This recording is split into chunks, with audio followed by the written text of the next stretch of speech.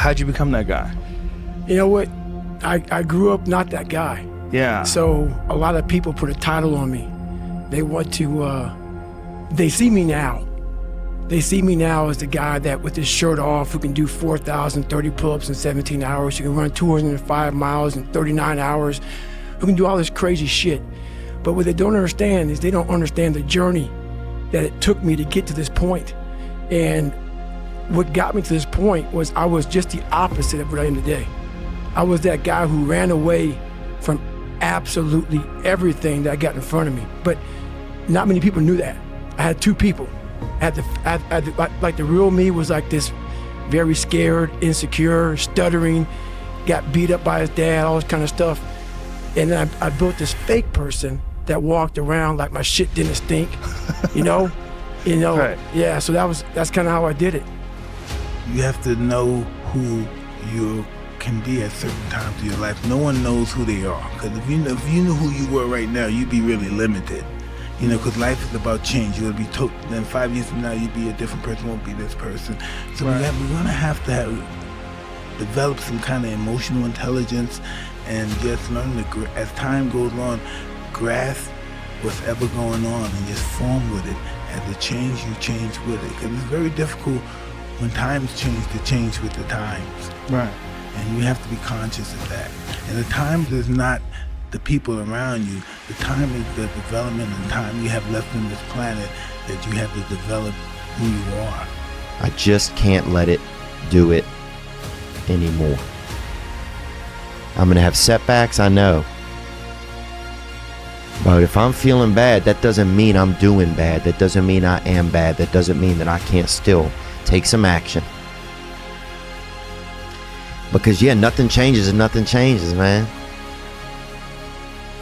You know, we'll sit around forever wondering, well, what if I was a dog catcher? Would I be the best? What if I was what if I worked on at a avalanche, searching for avalanches and predicting them, or what is it called, a geologist. Who would I be able to do it? You don't know.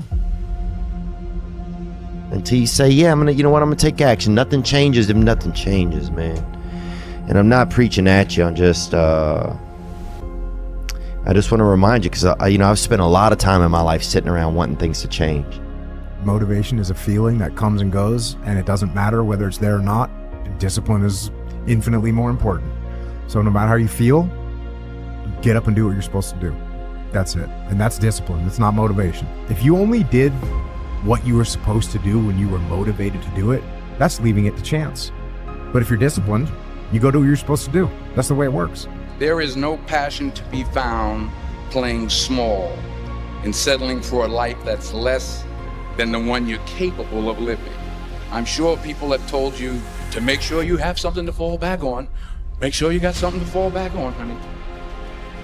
But I never understood that concept, having something to fall back on. If I'm going to fall, I don't want to fall back on anything. I want to fall forward. I figure at least this way I'll see what I'm going to hit. Our minds are like a fucking garage. And the garage, if you open a garage and it's all cluttered up, it's all fucked up, you can't put your car in there. You got fucking boats and you got fucking kids' toys and shit everywhere. But if you organize that fucking garage and you put everything in its rightful spot, you can put that car in there, you can put two cars in there, you can put bikes in there. And that's like with the mind. People talk about discipline and fucking determination and fucking, repetitions and all this shit. Consistency. Why people fall off the wagon so often is because their mind is full of shit. There's no room in that mind for discipline. There's no room for consistency. They may do it once or twice, but then the mind takes over and that cluttered fucking garage comes in, and then it's like a circuit breaker, man. A circuit breaker just overloads, fucking sparks. And our minds, that's our mind, man. It's like a fucking circuit breaker that has so much shit in it, you keep unloading it, you can't put any more into it. Clearing space in your fucking mind so that you have room for all those disciplines. Waking up early, taking those, because they do mean something. But we don't get to that fucking dark matter that is keeping you from clearing out that mental garage. Look, when you're a kid, you're all potential. It's chaotic potential. It can manifest itself in any number of ways. And maybe you don't want to give that up. So you're like Peter Pan. You want to be a kid forever because you don't want to give up the potential. And you look out in the world and all you see are Captain Hooks, who've lost a hand, who are chased by death because that's the clock in the crocodile. It's already got a taste of him. He's terrified by death and he's a tyrant. Well, I don't want to grow up to be that. So I won't be disciplined at all. Well, that's no good. Because the way the potential transforms itself into actuality is through discipline. You need to put yourself in uncomfortable situations and uncomfortable scenarios, okay?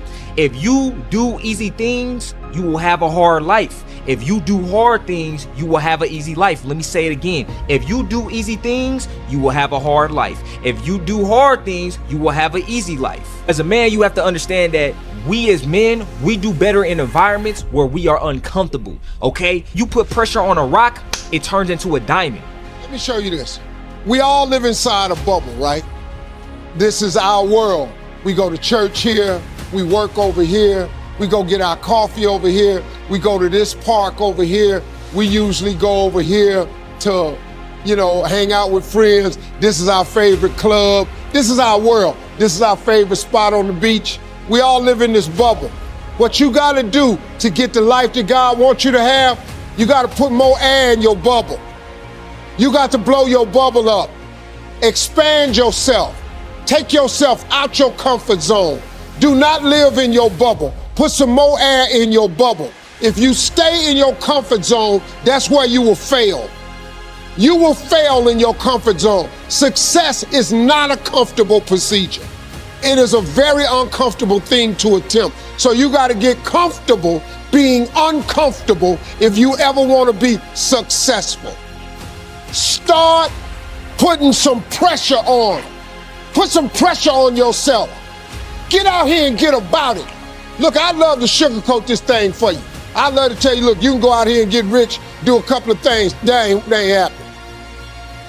You got to get real doggish. You got to get downright funky if you want to make it. If you're looking for calm and peace, you won't matter. I actually said this before. People were talking about how do you decide or how do you know if someone's going to be monumentally successful in the world? And then everyone knows, because there's been large studies on it, that IQ level is not how you dictate it. And I'll tell you how you dictate it. Somebody's tolerance to stress.